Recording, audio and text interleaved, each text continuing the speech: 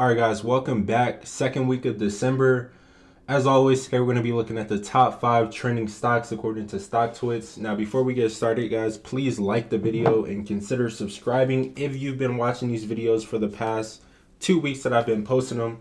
I'm really enjoying getting into a habit of, just sharing some value for you guys. So we're going to hop straight into it. The first number one stock today was HTGM. Okay, now this is a penny stock that went up 88%, and as you guys can see, post-market it is trading underneath $1 now.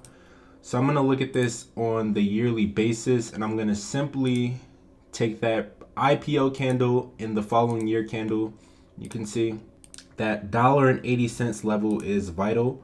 Let's go ahead and take a look at the shorter term charts. All right, so as we can see, actually, we got rejected right above 180, and that has been the resistance over the past couple of weeks. So this is another one of those picks that I would say is a sell, simply because there's no good demand areas that we can target. There's no good supply areas that we can target. If anything, it was right here at that 180 level. I would expect this to come back down to the demand level, which is right between this gap and this level right here. So at around 80 to 85 cents, I'd say. So huge sell here. Let's go to the next stock, REBN. All right, so this is Reborn Coffee. This is a newer stock that came out in August of this year. So we're gonna look at the monthly chart to see what's going on here. So right after the IPO, wow, this was at one point a $12 stock, and it's come all the way down to $1. Similar to HTGM, this 106 level down here is going to be the vital point for this stock. Now let's see how it's reacted to that over the past couple of weeks. At first, it bounced off that level. That level became a resistance, and now we just shot through. This looks like a gap as well. This could be interesting. I'm not sure if there was news to spark today's move. I'm pretty sure it was. But looking at the chart, we do have a demand area right here. That's exactly where we rose above. So I would keep this one on my watch list to see if it can hold this 140 level right here, exactly where we closed today, or around that range. Because if it can, this could potentially go all the way back up to 184, which it tried to do today. And if it continues going, very optimistic price target would be at around 262 or 223. So a lot of potential upside for this stock if it can hold that 130, 140 level.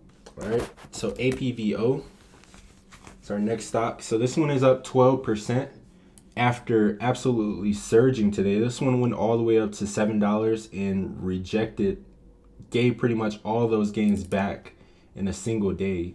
So lots and lots of volatility for this stock as I'm looking at it.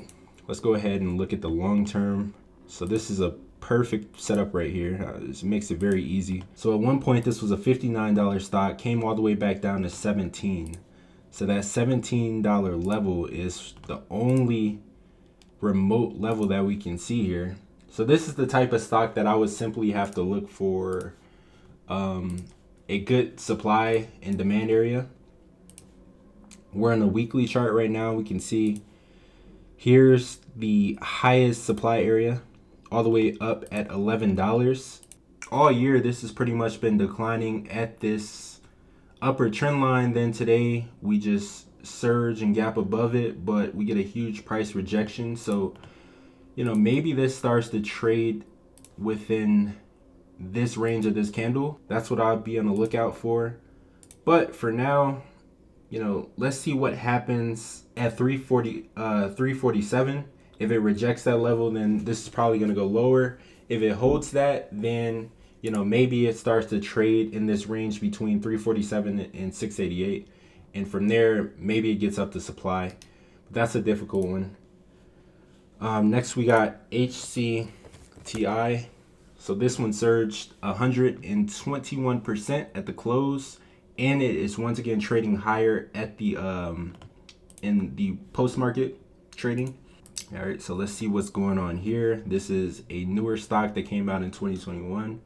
Healthcare Triangle. Same thing, we're going to take that IPO candle.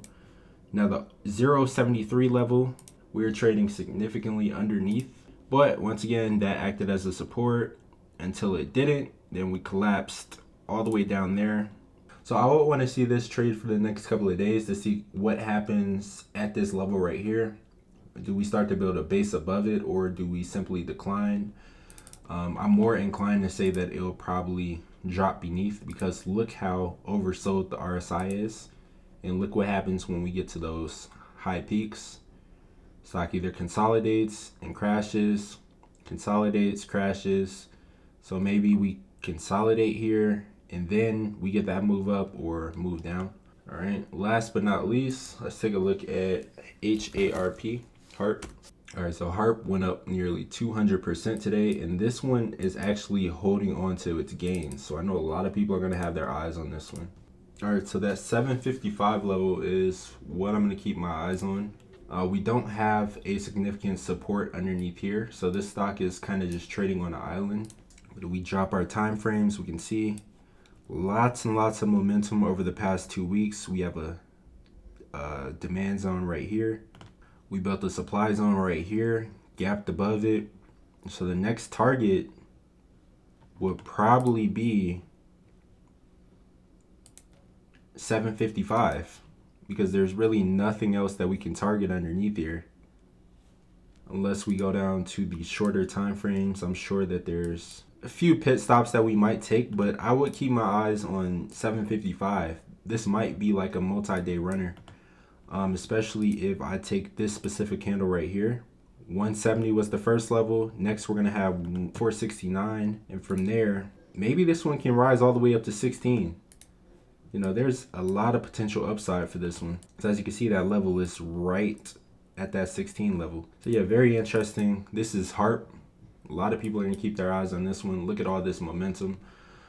All right, so that's it for today. Thank you guys for stopping in. Peace.